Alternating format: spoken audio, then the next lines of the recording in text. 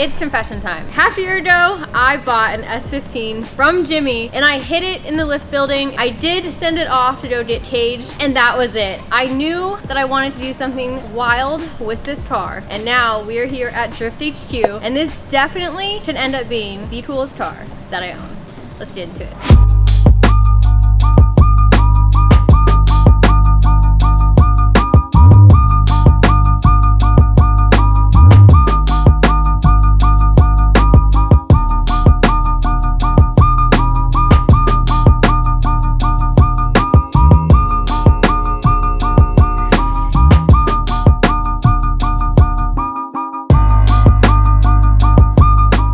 Colette's S15 here that she got from Jimmy probably 6 months ago. We didn't even know it was here until a couple weeks ago, and we're told that we were going to be having some fun building this. We haven't built an S15 before, so me and Chris are very excited about doing this. It's going to get all the sauce, probably wide body, you know, hopefully she gets some 3-piece Johnnies on it. We're trying to figure out what motor to put in it right now, so Jimmy gave it to us basically with a bare shell. Oh, hey. Oh, wow. What the hell? While we're talking about the swap, here's your hit. Extra spicy bag of Doritos. We're swapping 13B into this S15. I always knew that I wanted a rotary swapped S chassis. I knew that's what I was gonna do with this car specifically when I got it from Jimmy, but our recent developments and our recent plans have taken this from a crazy build to just like a wild, insane build that I never thought I would actually have, because we're not only doing 13B, we're doing 13B DCT, which, like, this is going to be the craziest car that I own. And in theory, the DCT setup should be the best transmission for a rotary engine. Now, this all kind of came together over the past 2 weeks. I think all it took was me watching one lap of onboard from Duarte driving his brand new DCT E92. And I was like, that's it. That's it.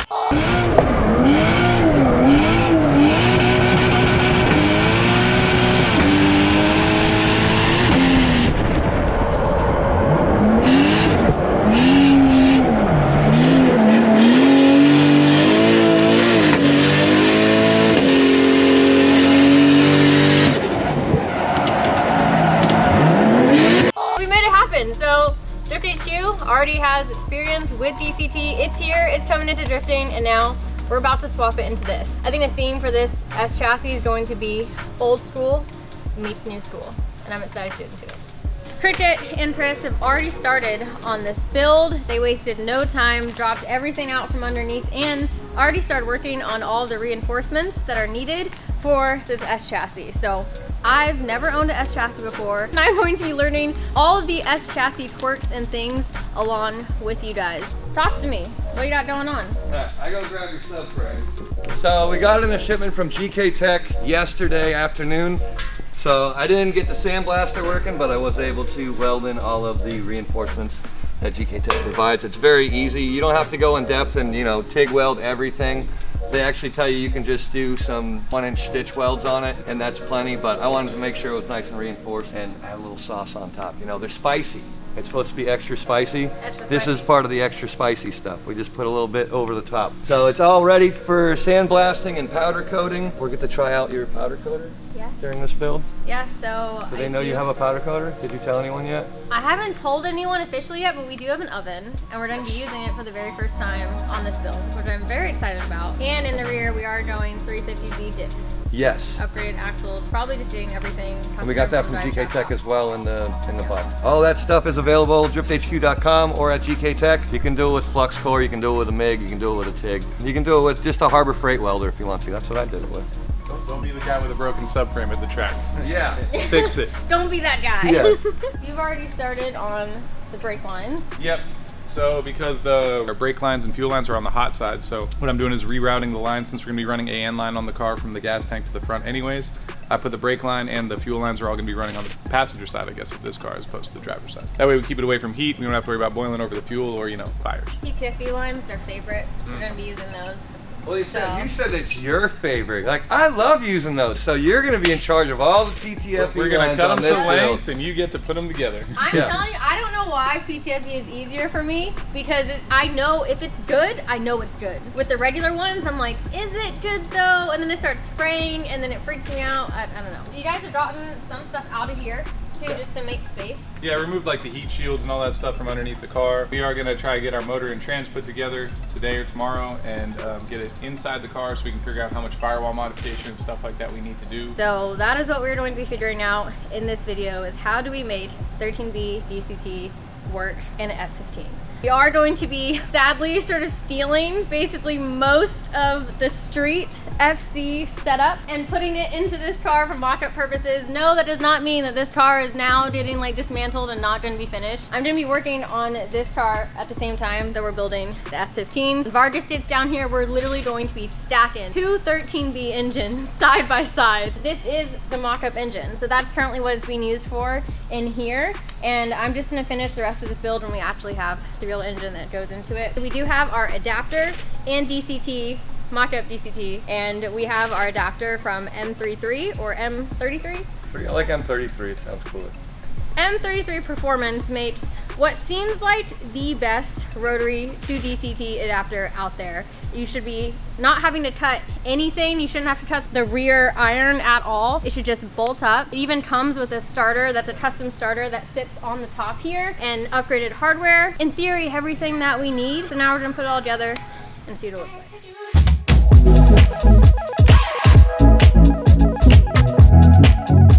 So this is the adapter from M33. It's billet, and it should be the best solution that we're looking for. We shouldn't have to cut anything on the actual engine itself. It has upgraded hardware and this custom starter that actually sits over the block, which is interesting.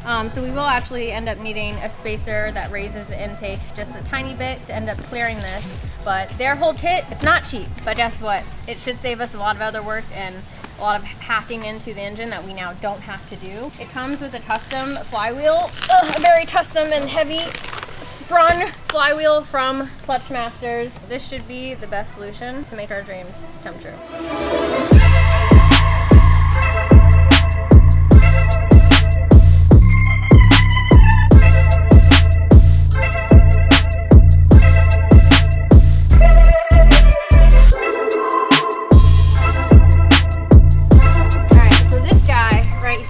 Brand new R-Tech manifold. I think it's the only one currently in the US. They're just launching a new cast one for a 13B setup. You're seeing it here first, folks, and hopefully we don't have to chop it up. So this is not meant to be an NS chassis, but it is meant for a 13B, and hopefully we'll be able to use it and get the clearancing that we need as is.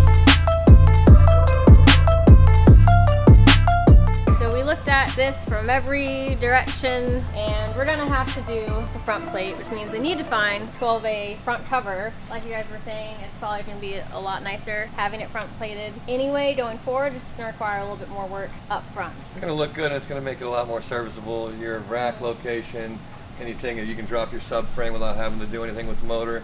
So like you can change out any of your suspension components and take it completely off the car and not have to worry about removing the motor or anything. You can see we still have a ways to go. We still gotta get this thing Go way a down. lot lower, or just make an entirely new firewall and trans tunnel. It still needs to go lower, so regardless, Cricket is going to cut this out completely, Yeah, 'cause right? we're not And gonna use reinforce it. Yeah. Those are only there for the normal engine mounts anyways, which we aren't using. So I'll take and chop those out, grind it down, and then reinforce it with an additional plate on top of it, just so it has some structural integrity to it, where that was taken away. So we're gonna build up where we take down, but we're gonna make it, 3 inches shorter.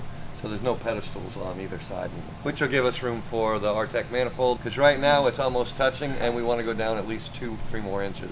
Front plate, engine mounts, chopping up the subframe a little bit, and front sump oil pan. Yep. Yep. Hopefully we can make this happen.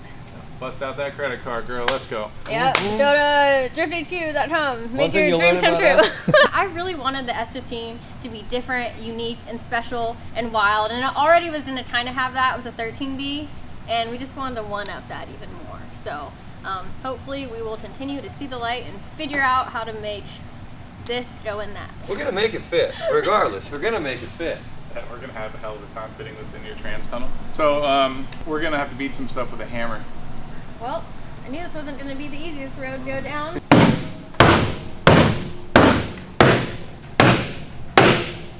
All right, so we got our DCT in from SLG now.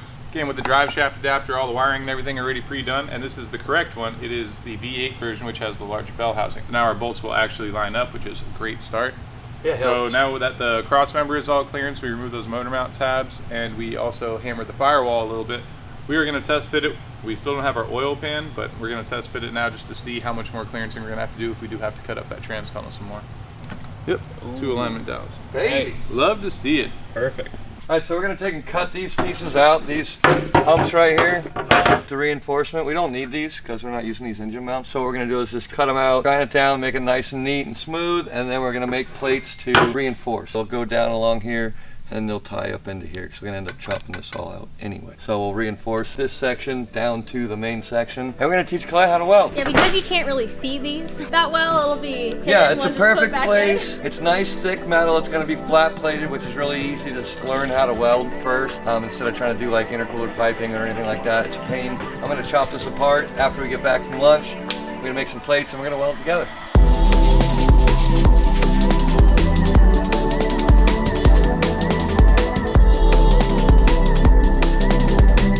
Just a piece up against the piece just to teach you how a puddle will form. Okay. It's on a varying pedal, so the more you push down, the hotter it'll get, which will create the puddle. So if the puddle starts getting too big, you just let off the pedal and the heat will go away and the puddle will disappear. Oh, first, what do you think? Oh, those are sick. Oh yeah. He's too Those cool are for good. gloves though most of the time. Well, I have some, but see, I always put holes in them anyways from grinding and doing stuff, and I'll always have like 2 right gloves and 1 left glove and 1 big hole, so I'll end up cutting off the thumb of the right and sticking it over the thumb of the left and just, Nice. yeah. So you want to point the cup and the tungsten the direction that you're going, and you want to have it even between this layer and this layer. And you're just gonna feather the throttle with your foot, you know, kind of like you're clutching. You just want to dip it in the puddle. And you can slide it along this too, so when the puddle forms, you just go boop.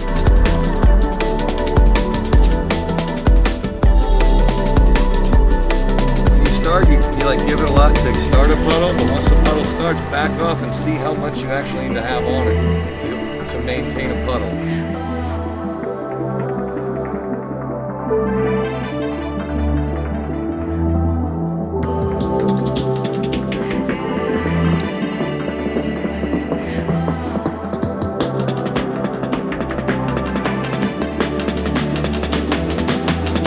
Oh, there it is.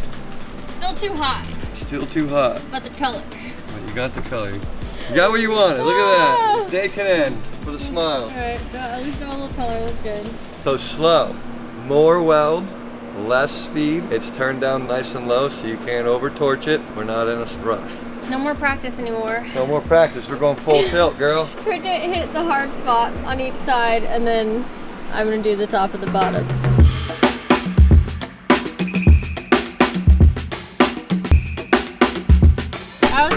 That was really good. There. I definitely almost burned my fingers because I knew it was a good streak. She was running and out. I didn't want to let go. She had like this much. I'm like, stop and don't burn your I do fingers the off. same thing. I was like, no, Somebody but I told me, want he's to like, you roll. ever sitting somewhere, like just put a piece of filler rod in your hand and just practice feeding it, like as you're pushing down. But I kept thinking about that, but I can't do it. Where Grab you're it like automatically this. feeding it. like So- chopstick. You just hold it like this one, and then you grab it, and when you grab it with these, let off with this one, and stretch out your hand. And then How do you pinch think it. about all that while you're so focused on the puddle? Well, that's what I said. Let off the pedal a little bit, so it takes away the puddle, keeps the argon going, keeps the heat. All right, level 1 with Cricket, complete subframe. Well, we Is skipped welded? past level 1. This is actually level 1. Oh, We're going to teach MIG you welding. level 1 today. We went to level 3. All right. So you're all done with level 3. She knows how to add filler rod, weld up, weld around corners, do different angles and everything. So we're going to teach her how to stitch weld the engine bay of the S15. But first I'm going to teach her on some scrap metal. It's the thinnest stuff I got. It's going to be like basically going from what you learned to TIG weld with, that thick stuff, down to this thin stuff. So we're going from this thin stuff to even thinner stuff that's in your car, because that mean you S can burn a chassis are hole? paper thin. Yeah, we're gonna burn some holes. Teach you on this first, and then we'll go over there.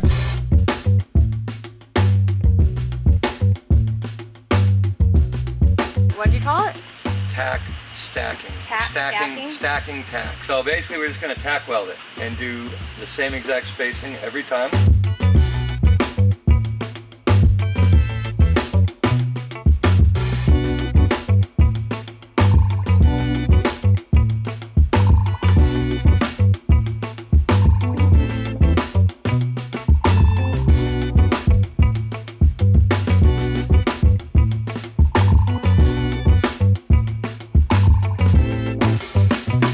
Well, this is my first proper welding experience. Thank you, Cricket. No problem, you did great. I do feel like at least a year or two has been off my life. Yeah, from breathing all this stuff. breathing all these fumes. We need to get you a respirator. You should probably get a respirator. Chris tells me that all the time. Well, Yeah. there's a vent here that just sucks out the air, but You said the chassis stuff is why it was so smelly. yes, Okay. that's all the body men that's catching on fire, and then all the undercoating on the other side of it. So when you're welding on this side, the other side's getting just as hot. It's getting red hot, and any like paint that's in there or body mend or anything like that is catching on fire. So there was fire on the other side of this while you're welding. Multiple times. Multiple I know. times. You'd be like, It yo, goes out, but Collette, you on fire. Yeah, you're on the other fire, side. girl. Car's on fire.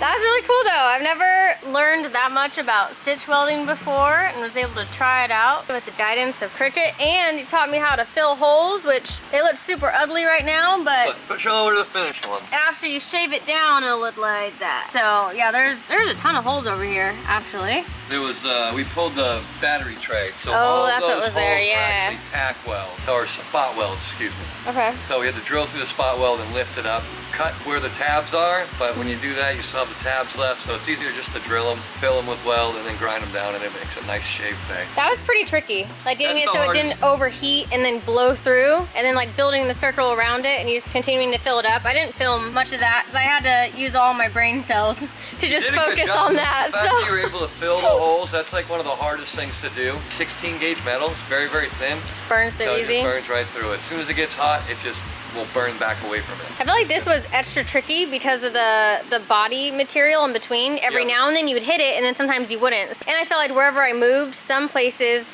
needed more heat than others, so you're constantly adjusting. Trying to figure out what it is, and the sound, when Yeah. you hear it, you know it's got a good arc to it when you hear that really high buzzing. And then the other times you'd hear like just pop, pop, pop, and that's where your body mend and everything is coming into play. It was more satisfying, I think, doing the tidge, at least on the top part of the bracket. I like doing it where it's flat. The sideways stuff had me a little messed up a couple times, but the tidge welding was cool. I definitely want to get more tidge practice. Yeah, your fill on this was It was all right. it was The really good. The bottom one was way trickier for me. Yeah, it's just a different angle, and that, you learned that over there when you had to switch to just a flat to flat, and then you had to do the vertical. Yeah. The vertical is a lot harder for you, so these are a little bit more difficult, and it's harder for your hand placement and stuff, but you did really good. Nice beads, all very right. consistent. The bead itself was very consistent, the right gap size, you filled the gap where it needed to be, you didn't go over too big. Well, I had a good teacher. I I'm a good appreciate teacher. it. I'm a good teacher, yeah. This is it for this video.